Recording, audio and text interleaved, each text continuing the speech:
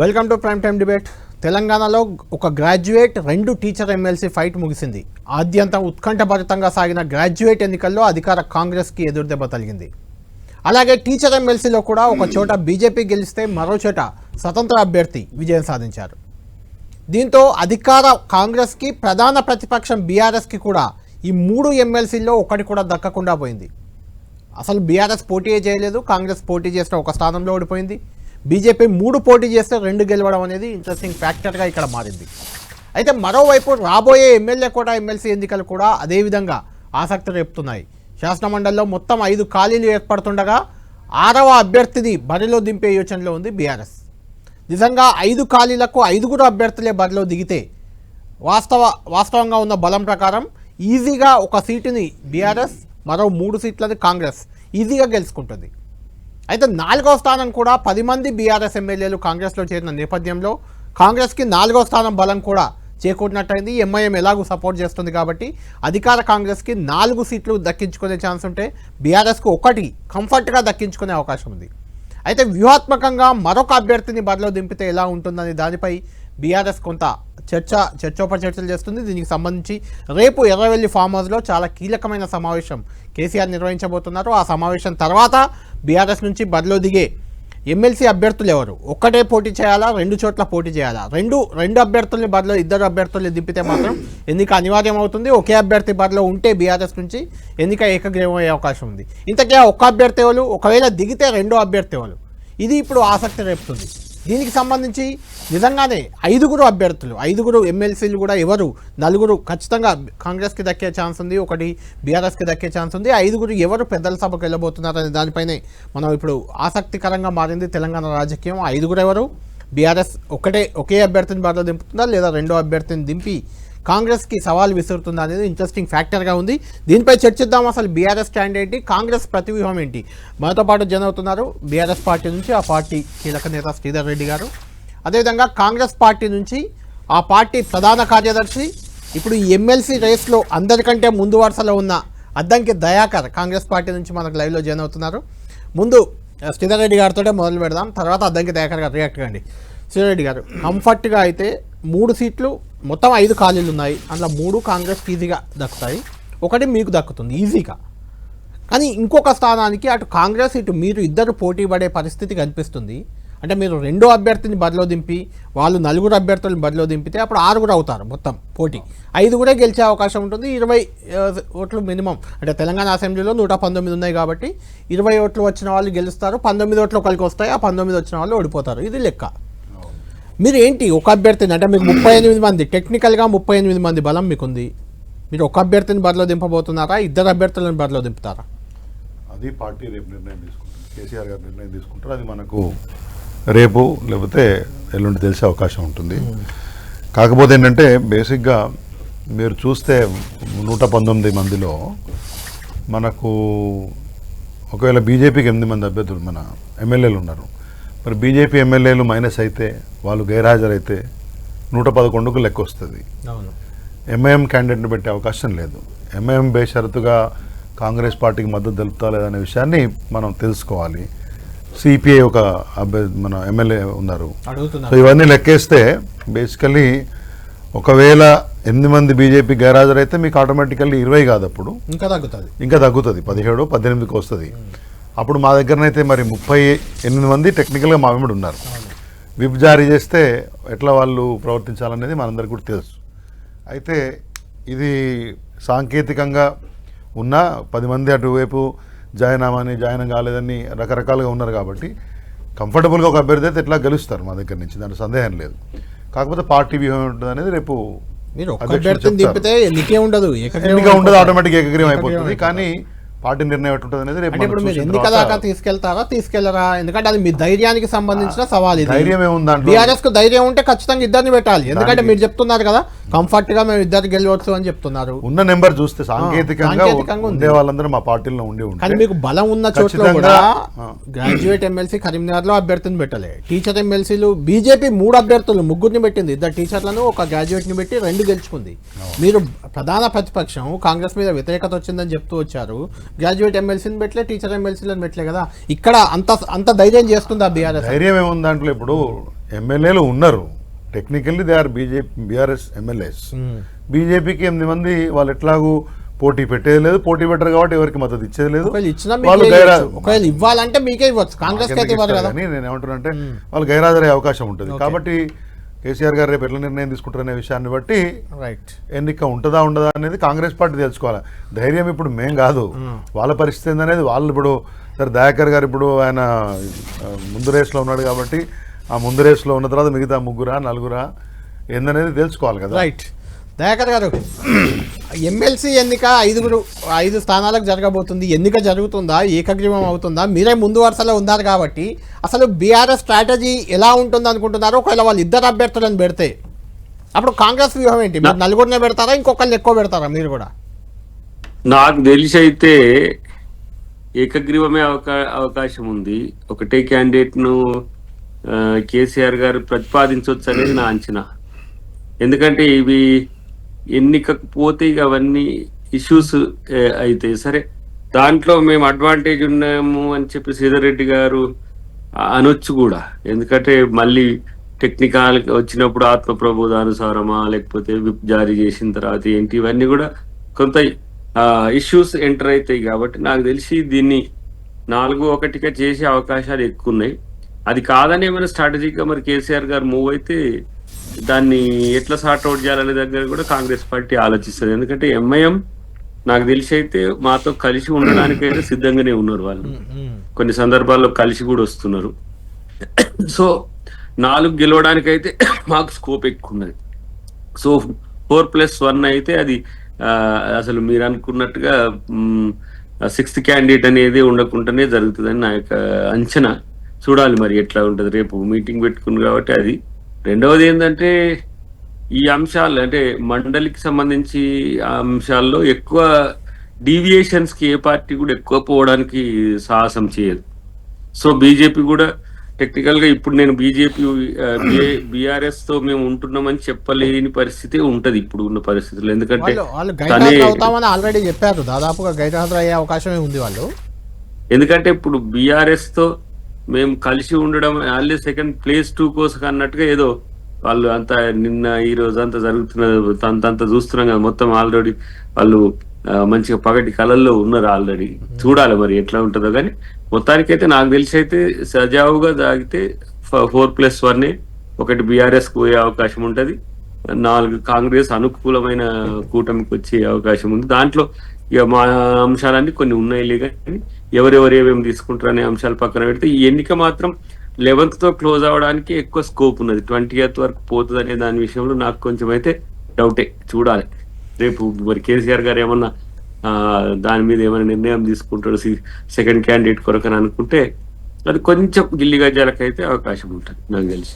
అంటే దయాకర్ గారు, ఇప్పుడు మీ కాంగ్రెస్ పార్టీలో అంటే మీరు ఎలా అయితే వాళ్ళు 10 మంది మీ వైపు వచ్చారో అట్లా మీ కాంగ్రెస్ పార్టీలో ఉన్న కొంతమంది కూడా బీఆర్ఎస్ నేతలతో టచ్లో ఉన్నారని ఒకటి. రెండోది మీ ఎమ్మెల్యేలు కూడా కొంతమంది వీళ్ళకి ఎమ్మెల్సీ ఇవ్వండి, వారికి ఎమ్మెల్సీ ఇవ్వండి అంటూ డిమాండ్లు చేస్తున్న పరిస్థితి. మరి వాళ్ళంతా మీకు ఒకవేళ ఓటింగ్ అనివార్యం అయితే వాళ్ళు కాంగ్రెస్తోనే ఉంటారని నమ్మకం ఉందా మీకు? నాకు తెలిసి అయితే కంప్లీట్ గా కాంగ్రెస్ పార్టీ ఎమ్మెల్యేస్ అయితే చాలా డీవియేషన్స్ లేకుండా ఉన్నారు. ఓన్లీ అంతర్గతంగా మాకున్న అంశాలు ఏంటి పార్లమెంట్ విషయంలో కొన్ని ప్రపోజల్స్, పెద్ద ప్రపోజల్స్ ఉన్న దగ్గర, చిన్న ప్రపోజల్స్ ఉన్న దగ్గర అలకలు కొంత చేయాలనేది ఒత్తిళ్లు తేవడం తప్పితే మిగతా పార్టీ పట్ల ఏం లేదు. మరి మీనాక్షి నటరాజన్ గారు వచ్చిన తర్వాతనైతే ఆల్మోస్ట్ ఎక్కువ శాతం సెట్ అయింది సమస్య. అది ఇంతకు ముందు ఉన్నట్టుగా ఉండడానికి అవకాశం లేని స్థితి అయితే వచ్చింది.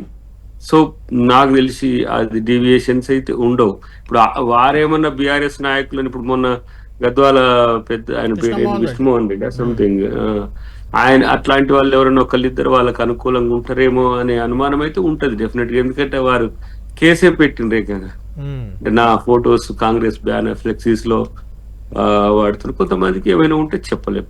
బట్ ఏదైనా కూడా నాకు తెలిసి అయితే పెద్దగా దీంట్లో ఎక్కువ అవకాశం అయితే లేదు, డీవియేషన్స్ కి అయితే అవకాశం ఉండదు.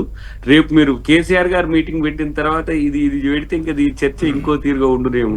మళ్ళీ పెడదాం, కేసీఆర్ గారు ఏం మాట్లాడారు ఏంటి అనే దాని మీద మళ్ళీ ఒక డిబేట్ మనం పెడదాం. శ్రీధర్ గారు, అంటే అద్దంకి దయాకర్ గారి నమ్మకం ఏంటంటే మీరు ఇంకో అభ్యర్థిని పెట్టారు, 5 ఉంటారు, 5 ఈజీగా గెలుస్తారు, ఏకగ్రీవం అవుతుంది, గట్టి నమ్మకంతో ఉన్నారు. కాంగ్రెస్ పార్టీ నమ్మకాల మీద మేము పనిచేయం కదా. మీ నమ్మకం ఏంటి? మా నమ్మకం ఏంటంటే బేసికలీ ఒకటి ఇక్కడ నిజంగానే బీజేపీ మొత్తంగా గైరాజరైతే మీరు లెక్కేయండి తగ్గుతుంది. ఎన్ని ఓట్లు కావాలా?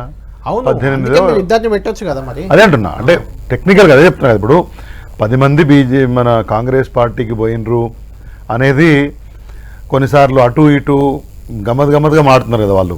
100% మేము ఉన్నాం కాంగ్రెస్ పార్టీతో అని మాడేవాళ్ళు 2-3 ఉన్నారు దాంట్లో, కడియం శ్రీహరి గారు లాంటి వాళ్ళు తప్పితే మిగతా వాళ్ళు రోజు ఢిల్లీ డాలింగ్ చేస్తున్నారు. కాబట్టి ఒకవేళ అభ్యర్థిని పెడితే మద్దతు ఇచ్చే అవకాశం ఉంటే, కాబట్టి అప్పుడు రెండొచ్చే అవకాశం కూడా బీఆర్ఎస్ పార్టీకి ఉంది కదా. ఆ విషయాన్ని కూడా కాంగ్రెస్ పార్టీ ఇప్పుడు మీకు ఉంది, వాళ్ళకు 65 కాంగ్రెస్ పార్టీకి ఇంక్లూడింగ్ సిపిఐ ఎమ్మెల్యే కలిపి, ఎంఐఎం ఒక 7, 72 ఇంకేమున్నాయి అంతే. ఆ లెక్కన చూస్తే ఆ 10 ఎట్లుంటే తెలియదు కదా. ఆ 10 పూర్తి స్థాయిలో వాళ్ళెంబటే ఉన్నారా లేకపోతే ఏమైనా అలిగినరా? ఎందుకంటే వాళ్ళ పార్టీ వల్లే చాలా మంది అలిగి మీనాక్షి నటరాజన్ గారు రోజు బెత్తం పట్టుకునేదాకా పని నడుస్తుంది కదా. కొత్త హెడ్ మాస్టర్ వచ్చిన తర్వాత రకరకాలుగా నడుస్తూ ఉంది. వాళ్ళు ఎవరన్నా గైరాజరైతే, వాళ్ళు ఎవరైనా ఇప్పుడు ఉన్నటువంటి యూనో డిఫరెన్సెస్కి సంబంధించి వేరుగా బిహేవ్ చేస్తే అనే ఆలోచన ఎక్కువ కాంగ్రెస్ పార్టీలో ఉందా? డౌట్ అలా ఏం లేదు. సరే, ఈ 38 మందిలో ఉన్నటువంటి 10 మంది దాంట్లో ఉన్న 3-2 తప్పితే మిగతా వాళ్ళ వ్యవహారశైలి ఎట్లుందో ఎవరికి తెలుసు. చాలామంది దాంట్లో ఉన్న వాళ్ళు మళ్ళీ బీఆర్ఎస్కి వద్దామనే ప్రయత్నం చేస్తున్నారని చెప్పేసి బయట చర్చలు బాగా నడిచినాయి. సో ఎట్లా ఉంటుంది అనేది ఎలక్షన్ మూమెంట్కి తెలియదు. But as a political organisation, as a party, principal opposition party, మీరు అన్నట్లు కేసీఆర్ గారు రేపు పార్టీ ముఖ్యులతో చర్చించిన తర్వాత పార్టీ అవకాశాల మేరకు నిర్ణయం తీసుకొని సరైన అభ్యర్థిని బరిలో పెడతారు, అభ్యర్థులను బరిలో పెడతారు. అది కాంగ్రెస్ యొక్క ఆలోచన వ్యవహారం, వాళ్ళ శైలి. Because they are at the receiving end మాకేముంది, we're very clear. Already in the opposition కదా, కొత్తగా 1-2. దయాకర్ గారు, మీకు ఇప్పుడు ఈ 10 మందిలో అనుమానమే ఉందా, లేకుంటే ఇంకెవరైనా కాంగ్రెస్ నుంచి, అంటే చాలా రోజుల నుంచి మీరు చెప్తున్నారు కదా, కాంగ్రెస్ పార్టీ పిసిసి అధ్యక్షుడు మహేష్ కుమార్ గౌడ్ కూడా చాలా సందర్భాల్లో చెప్పారు, ఉన్న ఆ 28 మందిలో కూడా ఇంకా చాలా మంది మాతో టచ్లో ఉన్నారని చెప్తున్నారు. ఒకవేళ నిజంగానే పోటీ అనివార్యం అయితే అందులో కూడా ఎవరైనా మీ వైపు వచ్చే అవకాశం ఉందా? అలాంటి చర్చలు జరుగుతున్నాయి ఏమన్నా? ఏమో, గుర్రం ఎగరావచ్చు. అంటే సందర్భము అదేమి ఓపెన్ బ్యాలెట్ కాదు కదా, అది సీక్రెట్ బ్యాలెట్ కదా. ఎక్కువ ఇటు ఇప్పుడు సిద్ధారెడ్డి గారు ఆశించవచ్చు ఇక్కడి నుంచి అటు వస్తారని. సేమ్ టైం అక్కడ ఉన్న కాంగ్రెస్ లోకి రావాలనుకున్న వాళ్ళు బలవంతంగా ఆపడం వల్ల కూడా ఆగిన వాళ్ళు ఏమైనా ప్రేమను చూపించే అవకాశాలు కూడా లేకపోలేదు. కానీ నేను ఎందుకు 4+1కే రిస్ట్రిక్ట్ అవుతారు అని అనుకుంటే, ఎటు పోయినా కూడా నష్టం చెరో వైపు ఉండడానికి అవకాశం ఉంది. కాబట్టి ఎక్కువ ఆ సాహసం కేసీఆర్ గారు చేయరని నాకు అనిపిస్తుంది. ఎందుకంటే ఉన్న దాంట్లో బీజేపీకి ఉన్నట్టుంది, అది బీజేపీ గిఫ్ట్ ఏదో సంజయ్ మీకు ఇచ్చా అని చెప్తే మేము కూడా రిటర్న్ గిఫ్ట్ ఇస్తామంటున్నారు బీజేపీకి. గిఫ్ట్ ఏందో కాదు, మనోనికి ఏమైనా పొద్దుగాలు లేస్తే పాకిస్తాన్ రంజాన్ తప్పితే ఏం గుర్తురావు. ఏం గుర్తొచ్చినా అర్థంకి దయాకర్ గారు, జనరల్ గా మీరు గ్రాడ్యుయేట్ ఎమ్మెల్సీ ప్రతిపక్షంలో ఉన్నప్పుడు అసలు మీకు ఏ బలం లేదు అని అనుకున్న సందర్భంలో కరీంనగర్ గ్రాడ్యుయేట్ ఎమ్మెల్సీ గెలిచారు మీరు 6 ఏళ్ల క్రితం. ఎందుకు ఇప్పుడు అంత అధికార పక్షంలో ఉన్నారు, అంత స్ట్రాంగ్ ఉంది క్యాడర్, మీకు అంతా ఎమ్మెల్యేలు అంతా మీ వాళ్ళు గ్రాడ్యుయేట్ ఎమ్మెల్సీ ఓడిపోయారు, అక్కడ బీజేపీ గెలిచింది కదా. కాదు, ప్రసన్న హరికృష్ణ కూడా కాంగ్రెస్ టికెట్ అడిగిన ఆయన. ఇప్పుడు మా దాంట్లో రెబల్, అది 2 కలిస్తే చివరిలో బీఆర్ఎస్ టికెట్ కూడా అడిగిండు, వాళ్ళు కూడా ఇవ్వలేదు. ఎందుకో కారణం ఏంటో కానీ వాళ్ళు పోటీ చేయాలనుకున్నో లేదో కానీ ప్రసన్న హరికృష్ణ, ఎందుకంటే నేను ఏసీ ఆఫీస్ లో కలిసిండు. తర్వాత చాలా ఫైనల్ కూడా వచ్చిన క్రమంలో నరేంద్ర రెడ్డి గారికి అది ఫైనల్ అయింది. కానీ అన్నిటికంటే ముఖ్యంగా ఏంటంటే ఇప్పుడు బీఆర్ఎస్ తగ్గుదల బీజేపీకి కలిసి వచ్చింది. థర్డ్ ఆల్టర్నేటివ్ లేరు కదా, వాళ్ళు ఉద్దేశపూర్వకంగా తగ్గిందనేది నా రాజకీయ ఆరోపణ. దానికి సరే సిద్ధారెడ్డి గారు సమాధానం చెప్తారు, అది ఆరోపణ. అడుగుదాం, ఎందుకంటే ఖచ్చితంగా మీరు సిద్ధారెడ్డి గారు పార్లమెంట్ ఎన్నికల్లో కూడా బీఆర్ఎస్ తగ్గి బీజేపీని గెలిపించింది అనేది మీపై విమర్శ వచ్చింది. ఇప్పుడు గ్రాడ్యుయేట్ టీచర్ మొత్తం 3 ఎమ్మెల్సీలు కూడా మీరు పోటీ చేయలేదు, అంటే బీజేపీని గెలిపించడానికే బీఆర్ఎస్ పోటీ చేయాలి అనేది అద్దంకి దయాకర్ గారు చాలా సందర్భాల్లో అన్నమాట. అది అట్లాంటి అవసరం ఎందుకు ఉంటుందండి? బేసికల్ ఇప్పుడు పార్లమెంట్ ఎలక్షన్స్ అప్పుడు ఒకటి బీజేపీ సెంట్రల్ నేరేటివ్, జాతీయ పార్టీలని, నరేంద్ర మోడీ గారని నరేంద్ర మోడీ గారి ప్రభావం, రామమందిర నిర్మాణం ప్రభావం, ఆ తర్వాత రామమందిరం పేరుతోటి వాళ్ళు గ్రామాల స్థాయిలో చేపట్టిన కార్యక్రమాలు ఖచ్చితంగా పార్లమెంటుకు బీజేపీకి ఉపయోగపడ్డాయి. ఓకే. ఎందుకంటే ఏ క్యాండిడేట్లు అయితే ఎంపీలు గెలిచినో వాళ్ళు ఎమ్మెల్యేలుగా ఓడిపోయినారు. అంటే అసెంబ్లీకి వాళ్ళని వద్దనుకున్నారు, పార్లమెంట్కి మాత్రం ప్రజలు అవకాశం ఇచ్చారు. సింపతి కూడా పనిచేసింది. సింపతి అనుకోని కానీ పార్లమెంట్కి ఇప్పుడు అదే సమయంలో కాంగ్రెస్ ఇక్కడ ఏమంటారు వాళ్ళు రూలింగ్లో ఉన్నారు కాబట్టి కొంత వాళ్ళకి ఎక్కడెక్కడైతే స్ట్రెంగ్త్ ఉందో వాళ్ళు తెచ్చుకోగలిగినారు. ఆ ఫైట్లో బీఆర్ఎస్ పార్టీ పార్లమెంట్ ఎలక్షన్లో వెనుకబడినమాట వాస్తవం. నెంబర్ 1. మేము ఎందుకంటే అసెంబ్లీకి పార్లమెంట్కి పెద్ద ఎక్కువ సమయం కూడా లేకపోవడము కాబట్టి పెద్దగా అనుకున్నంత మేరకు ఫలితం రాలేదు. దాన్ని మేము చాలా క్లియర్గా చెప్పినాం. ఇప్పుడు గ్రాడ్యుయేట్ ఎమ్మెల్సీ కూడా ఎంత సమయం వచ్చింది, hardly it's an year. So party అధ్యక్షులు ఒక నిర్ణయం తీసుకున్నారు పోటీ చేయొద్దని చెప్పి. అది కొంతమేరకు కాంగ్రెస్కు లాభించుండొచ్చు, కొంతమేరకు హరికృష్ణ లాంటలకు లాభించుండొచ్చు, కొంతమేరకు బీజేపీకి లాభించుండొచ్చు. ఇప్పుడు ఓటర్కి ఒక ఫ్రీ మైండ్, ఎవరైతే బీఆర్ఎస్ పార్టీకి పూర్తి స్థాయిలో ఓటేద్దాం అనుకున్న గ్రాడ్యుయేట్లు కానీ వాళ్ళు ఎవరైతే మా స్ట్రాంగ్ ఓట్ బ్యాంక్ ఉంటుందో వాళ్ళు when they are freedom to liberty to vote అనుకున్నప్పుడు వాళ్ళు దే మైట్ చేంజ్ కదా. ప్రతి దాన్ని అంటే కేసీఆర్ ఏం చేసిన వ్యూహం అని చెప్పుకోవడం ఒకటి బీఆర్ఎస్ నేతలకు అలవాటుగా ఉంది చాలా రోజుల నుంచి. ప్రధాన అధికార పక్షంగా ఉన్నప్పుడు గ్రాడ్యుయేట్లంతా వ్యతిరేకంగా ఉన్నారు బీఆర్ఎస్ పార్టీ వైపు, బీఆర్ఎస్ కోటేసే పరిస్థితి లేదు అని చెప్పిన సందర్భంగా కూడా మీరు హైదరాబాద్ గ్రాడ్యుయేట్ ఎమ్మెల్సీ గెలుచుకున్నారు పోటీ చేసి, నల్గొండ గ్రాడ్యుయేట్ ఎమ్మెల్సీ రాజేశ్వర రెడ్డి గారిని గెలుచుకున్నారు. అంటే ప్రధాన గ్రాడ్యుయేట్లు టీచర్లంతా వ్యతిరేకంగా ఉన్నారు మీ వైపు అనే ప్రచారంలో కూడా గెలుచుకున్నారు. ఇప్పుడు వాళ్ళంతా కూడా కాంగ్రెస్ పార్టీపై వ్యతిరేకంగా ఉన్నారని మీరే చెప్తూ వచ్చారు కదా. ఇప్పుడు చాలా సార్లు బీజేపీకి అవకాశం వచ్చింది కదా మీరు నిలబడకపోవడం వల్ల. బీజేపీ కూడా ఈ దేశంలో 16 రాష్ట్రాల్లో అధికారంలో ఉంది కదా, కాంగ్రెస్ కూడా 2-3 రాష్ట్రాల్లో అధికారంలో ఉంది కదా. పోయిన 10 సంవత్సరాల్లో 9 రాష్ట్రాల్లో అధికార పార్టీలు ప్రధాన ప్రతిపక్షంగా ఉన్నాయి. గ్రాడ్యుయేట్ ఎమ్మెల్సీ సీట్స్కి పోటీ పెట్టలే. కొన్ని చోట్ల బీజేపీ ఒకసారి నాగ్పూర్ ఎమ్మెల్సీ అధికార పక్షం నుండి నాగ్పూర్ ఎమ్మెల్సీ సీటు కోల్పోయింది, వారణాసి ఎమ్మెల్సీ సీటు కోల్పోయింది. ఇప్పుడు రకరకాల పరిస్థితులు ఉన్నప్పుడు రీజన్ ఏముంటుంది? ఇప్పుడు ఒకటండి, పార్టీ ప్రెసిడెంట్ గారు ఒక నిర్ణయం తీసుకొని ఆడ మనం పోటీ పడే నిర్ణయం తీసుకున్నప్పుడు దాని గురించి పెద్దగా మనము శూలశోధన అవన్నీ చేయాల్సిన అవసరం లేదు. ఇప్పుడు బీజేపీ కోసం పోటీ పెట్టలేదు ఆ విమర్శ చేసే వాళ్ళు ఎప్పుడు చేస్తారు. ఇప్పుడు అసెంబ్లీ అప్పుడు చెప్పలేదా బీజేపీ బీఆర్ఎస్ కలిసి ఉన్నాయి అని చెప్పేసి కాంగ్రెస్ అప్పుడు మరి చెప్పలేదు అసెంబ్లీ అప్పుడు మరి అన్ని సీట్లకైతే మేము పోటీ చేసినాం కదా. మరి అప్పుడు కూడా ఎందుకు అంటే ఆ యొక్క నరేటివ్ ఏంటంటే ఒక్క నిమిషం ఆ నరేటివ్ అనేది ఎప్పుడు బిల్డ్ చేస్తే మైనార్టీ ఓట్లను కాంగ్రెస్ వైపు గుంజుకోవచ్చు అనే ఒక ప్రయత్నం చేస్తూ ఉన్నారు. దానికి ఈసారి మేము అభ్యర్థిని పెట్టకపోవడం మరింత కలిసి వచ్చింది. కేవలం మైనార్టీ ఓట్ల కోసమే 2 పార్టీలను ఒక ఘాటిన కడుతున్నారు మీరు అనేది శ్రీధర్ రెడ్డి గారి విమర్శ కాదు. ఒక ఎగ్జామ్షన్ కూడా ఉన్నది. మనోడు రవీందర్ సింగ్ అనుకుంటా నిలబడ్డాడు. 2000-3000 అఫీషియల్ కాదు ఆయన కరీంనగర్ మాజీ నిలబడ్డది కూడా ఫార్వర్డ్ బ్లాక్ 3000 పైసలు. సరే వారి క్యాండిడేటా కాదా అనేది కానీ అంటే నేను పోటీ చేయలేదంటే నేను ఫ్లెక్సీ మన కంటోన్మెంట్ లో వచ్చేటప్పుడు చూసిన మన సిద్దిపేట వచ్చేటప్పుడు ఆయన ఫార్వర్డ్ బ్లాక్ బీఫామ్ పై నిలబడి కేసీఆర్ ఫోటోతో ప్రచారం చేసుకున్నాడు, అందులో ఏం డౌట్ లేదు కానీ. అవును సరే ఆయన అయితే ఇప్పుడు టిఆర్ఎస్ అయితే ప్రచారం చేయలేదు, కేటీఆర్ చేయలేదు, హరీష్ రావు చేయలేదు, కవిత కూడా చేయలేదు. కవిత ఏదో హరికృష్ణ వైఫ్ కి ఏదో మద్దతు ఇచ్చింది ఎక్కడో చివర్లో కానీ మద్దతు లేదైనా వచ్చి గుళ్ళు వస్తే గుళ్ళే కలిస్తే నమస్కారం పెడితే ప్రకటించారు. ప్రకటన ఏమనలేదు, ఊరికే వచ్చినందుకు చెప్తారు అని ఇప్పుడు మీరేం చెప్తారు. ఇప్పుడు 3 ఎమ్మెల్సీస్ ఉంటే బీఆర్ఎస్ కారణాలు ఏవైనా పోటీ చేయలేదు. ఇప్పుడు 1 అవకాశం ఉంటే 2 కూడా చేస్తా అంటున్నది. ఇక్కడ బీజేపీకి బలం లేదు చేయబట్టి వాళ్ళు విత్డ్రా అవుతారు. ఇప్పుడు వీళ్ళు పోటీకి వస్తారు. ఇప్పుడు మళ్ళీ వీళ్ళు ఆట వస్తుంది, బీఆర్ఎస్ కబడ్డీ వస్తారు. మళ్ళీ ఇది అయిపోగానే మళ్ళీ ఏంటిది మళ్ళీ ఒకవేళ ఉప ఎన్నిక వస్తుందంటే మళ్ళీ నిలబడతారు. ఎందుకంటే వాళ్ళకి మళ్ళీ లేదు కదా, బీజేపీ వాళ్ళకి లేదు కదా. మళ్ళీ వాళ్ళు అంటే కాంగ్రెస్ మీదకి రెండు టీంలు వస్తున్నాయి అనమాట ఎట్ ఏ టైం. కాబట్టి ఇవన్నీ కూడా పొలిటికల్ గా మేము ఇవన్నీ అంచనా వేయండి కాదు. ఇప్పుడు మరి శ్రీపాల్ రెడ్డి గారు వచ్చి ముఖ్యమంత్రి గారిని కలిసిండ్రు, ఇండిపెండెంట్ గా గెలిచిండు. అవును ఇండిపెండెంట్ గా గెలిచి మా క్యాండిడేట్ అనే మేము చెప్పట్లేదు, కలిసిండు. కాబట్టి కలిసినంత మాత్రాన వాళ్ళు మన వాళ్ళు అనుకుంటారు. ఇప్పుడు వీళ్ళు మాత్రం మా వాళ్ళే అంటుండ్రు కదా. ఎవరు మా వాళ్ళే వాళ్ళు బీజేపీ ప్రచారం చేసి గెలిచింది కదా. అవును. సరే ఇక్కడ ఎమ్మెల్యే లేరు కాబట్టి పోటీ చేయకపోవచ్చు. రేపు మళ్ళీ ఎమ్మెల్యేస్ ఏది మళ్ళీ ఉప ఎన్నిక వస్తే మేము పోటీ చేస్తామని అనవచ్చు. కానీ ఎమ్మెల్యేస్ అప్పుడేమో బీజేపీ తగ్గింది, ఎంపీలప్పుడు బీజేపీ లేచింది.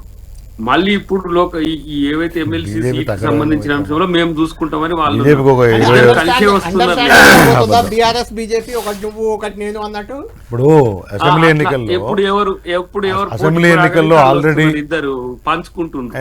గట్లా అబద్ధం. కానీ అసెంబ్లీ ఎన్నికల్లో వాళ్ళకి ఆల్రెడీ 20 మంది ఎమ్మెల్యేలు ఉండి ఈసారి అది 8 అయితే అంతకుముందు ఒకటే ఎమ్మెల్యే ఉండే కదా వాళ్ళ దగ్గర, అది 8 అయింది.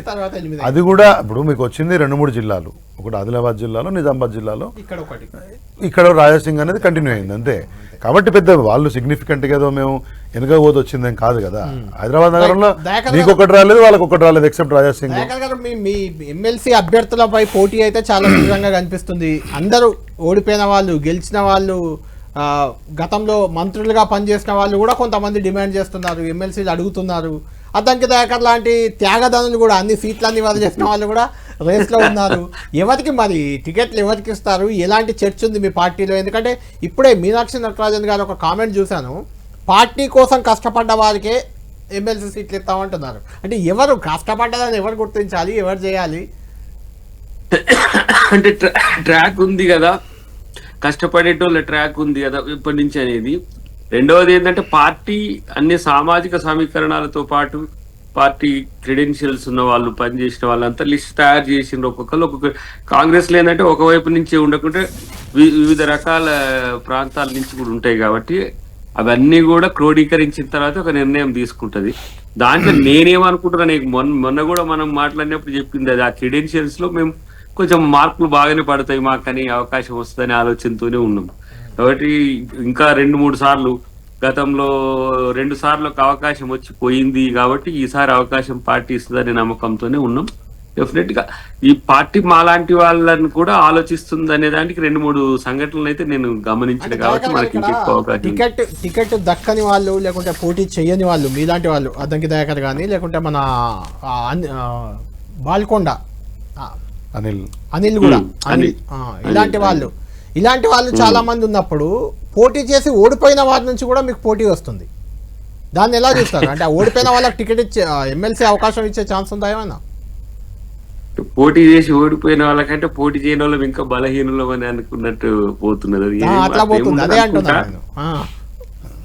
కానీ నాకున్న అంచనా అయితే ఇప్పుడు సభలో, పెద్దల సభలో కూడా ఉండాల్సిన వాళ్ళని కూడా గమనించే క్యాండిడేచర్ తీసుకుంటుండ్రు అనేది అయితే సమాచారం. దాని ప్రాతిపదిక ఇంకా ఏం తీసుకుండ్రు అనేది రేపు సాయంత్రం, రేపు మీటింగ్ ఉంది ఏఐసిసిలో, దానికి సంబంధించి విధి విధానాలు వాళ్ళు ఫ్రేమ్ చేస్తారు పెద్దలు. దాని తర్వాత మళ్ళీ క్యాండిడేచర్స్ అనేవి మళ్ళీ మనకు రిప్లికా ఉంటుంది. దాంట్లో సిపిఐకి ఉంటుందా ఉండదా, లేదు ఎంఐఎంకి ఉంటుందా ఉండదా, ఇట్లా కొన్ని అంతా ఉన్నాయి కదా, అవన్నీ కూడా డిసైడెడ్ బై ఏఐసిసి. కాబట్టి కొంత ఆ దగ్గరనే మీకు కొంచెం సందిగ్ధత ఉంటుంది. అంతే తప్పితే మిగతా విషయాల్లో కోరేటోళ్ళ శాతం పెద్ద లిస్టే ఉన్నది. ఇప్పుడు ఆశావాదులు, గాంధీ భవన్లు అందరు కూడా ఎవరు, జగ్గారెడ్డి లాంటి వాళ్ళు ఢిల్లీ కూడా బయలుదేరారు. సరే, అఫ్ కోర్స్ ఆయన ఎమ్మెల్సీ కోసం కాదు, ఆయన ఇవ్వాలి కొన్ని డిమాండ్లు, పేర్లు కూడా కుసుమ్ కుమార్ లాంటి వాళ్ళ పేర్లు చెప్తున్నాడు జగ్గారెడ్డి, అలాంటి వాళ్ళకి ఇవ్వాలని. నేనేమంటున్నానంటే ఎవరైనా కోరే హక్కు కలిగి ఉన్నారు, ఇవ్వాల్సిన బాధ్యత పెద్దల దగ్గర ఉంటది కాబట్టి వాళ్ళు ఎవరికి ఇస్తారనే దాని దగ్గరనే చర్చ. అన్నిటికంటే ముఖ్యంగా పార్టీ కొరకు పని చేయాల్సిన వాళ్ళని కూడా చూస్తారు, భవిష్యత్తులో పార్టీ కొరకు పని చేయాల్సిన వాళ్ళని కూడా చూసే అవకాశం ఉంది. ఏదున్నా పార్టీ ఈసారి మీ ఆశ అడియాస కావద్దు, ఖచ్చితంగా మీకు మొదటి పేరే మీద ఉండాలని మేము కూడా అనుకుంటున్నాం. ఆ రకంగా కాంగ్రెస్ పార్టీ పనిచేసిన వాళ్ళని గుర్తిస్తుందా లేదా చూద్దాం మరి. థ్యాంక్ యూ దయాకర్ గారు. శ్రీరెడ్డి గారు, వాళ్ళకంటే 3-4 సీట్లు ఉన్నాయి, 4 అభ్యర్థులు, ఒకటి సిపిఐ ఎంఐఎంకే ఇచ్చినా 3 ఉంటాయి కాబట్టి రకరకాల సామాజిక ఈక్వేషన్లు అవన్నీ వాళ్ళు చూసుకోవడానికి అవకాశం ఉంది. మీకు కేవలం ఒకటే సీటు, ఒకటే అవకాశం, ఒక అభ్యర్థిని బరిలో దింపవచ్చు. 2వ అభ్యర్థి పెడితే అతను గెలుస్తాడో ఓడతాడో కూడా తెలియదు. ఎవరికి అంటే ఏ రకంగా ఈ సీటు కేటాయించాలనే డిమాండ్ మీలో ఉంది, చర్చ ఉంది. ఎందుకంటే ఆర్ఎస్ ప్రవీణ్ కుమార్ మొన్ననే పార్టీలో చేరిండు, ఆయన నాగర్ కర్నూలు ఎంపీగా కూడా పోటీ చేసి ఓడిపోయాడు, ఆయన రేస్లో ఉన్నాడు అంటున్నారు. సత్యవతి రాథోడ్, ఆమె కూడా మొదటి నుంచి ఉన్న ఉద్యమకారులు ఏం కాదు, ఆమెకి ఎమ్మెల్సీ అవకాశం ఇచ్చారు, మంత్రి పదవి ఇచ్చారు, ఆమె కూడా రేస్లో ఉంది అంటున్నారు. దాసోత్సవం లాంటి వాళ్ళు మొదటి నుంచి పనిచేశారు, మధ్యలో పార్టీ వాళ్ళు వెళ్ళి మళ్ళీ వచ్చారు, వాళ్ళ పేర్లు వస్తున్నాయి. అంటే ఏం ప్రాతిపదికగా ఇచ్చే ఛాన్స్ ఉంది? ఒకటండి, శాసన మండలిలో ఒక సరైన రిప్రజెంటేషన్ బీఆర్ఎస్ పార్టీ వైపు నుంచి ఉండాలనేది ప్రథమ ప్రయత్నం ఉంటుంది. ప్రధాన ప్రతిపక్షంగా ఉన్నాం కాబట్టి దాంట్లో ఇప్పుడు ఉన్నటువంటి సోషల్ ఇంజనీరింగ్లో ఏ కమ్యూనిటీకి ఇప్పుడు అవకాశం ఇవ్వాలనేది ఒకటి, లేకపోతే మహిళలకు ఇవ్వాలన్నా లేకపోతే పురుషులకు ఇవ్వాలన్నా, ఈ రెండు కాంబినేషన్స్లో ఇప్పుడు మీరు చెప్పినటువంటి 3 పేర్లలో కూడా ముగ్గురు కూడా మంచి సమర్థులైనటువంటి నాయకులే. వాళ్ళ పబ్లిక్ రజతరాథుడు గారు, she is a very senior most leader, she is in public life more than decades కాబట్టి. ప్రవీణ్ కుమార్ గారు is retired IPS rather. Shravan అన్న చాలా రోజుల నుంచి ప్రజా జీవితంలో ఉన్నారు. ఆయన కూడా ఆశపడటంలో తప్పలేదు, బికాజ్ వారిని గవర్నర్ కూడా నామినేట్ చేశారు. అన్ఫార్చునేట్లీ అప్పుడు గవర్నర్ గారు సరైన నిర్ణయం తీసుకోలేదని మా భావన. కాబట్టి ఇది మీరు చెప్పిన 3 పేర్లలో సమర్థులే, అధ్యక్షుల వారు సరైన నిర్ణయం తీసుకుంటారు. రేపు ఎవరిని ప్రకటిస్తారు, ఎవరు వచ్చినా పార్టీ ఇంట్రెస్ట్ కాబట్టి. మొత్తానికి తెలంగాణలో ఎమ్మెల్యే కోట ఎమ్మెల్సీ ఎన్నికలు కూడా ఆసక్తికరంగా మారాయి. అసలు 5 స్థానాలు ఖాళీ అయ్యాయి కాబట్టి 5 ఎవరు అడుగుపెట్టే వాళ్ళు అన్నది ఒక చర్చ అయితే, 6వ అభ్యర్థి బరిలో దిగితే ఏంటి కాంగ్రెస్ బీఆర్ఎస్ స్టాండ్ ఏంటి? కాంగ్రెస్లో ఉన్న వాళ్ళు బీఆర్ఎస్ వైపు వెళ్తారా, బీఆర్ఎస్లో ఉన్న వాళ్ళు కాంగ్రెస్ వైపే ఇంకా గోడ దూకేస్తారా అనేది కూడా ఇంట్రెస్టింగ్ ఫ్యాక్టర్. మొత్తానికి 5 దిగే అవకాశం అయితే కనిపిస్తుంది. 6వ అభ్యర్థిని కేసీఆర్ పెట్టే అవకాశం చాలా తక్కువగానే ఉంది. చూడాలి రేపు ఏం జరుగుతుంది, కేసీఆర్ ఎలాంటి నిర్ణయం తీసుకుంటారు అనేది వేచి చూడాలి. ఇది ప్రైమ్ టైం డిబేట్.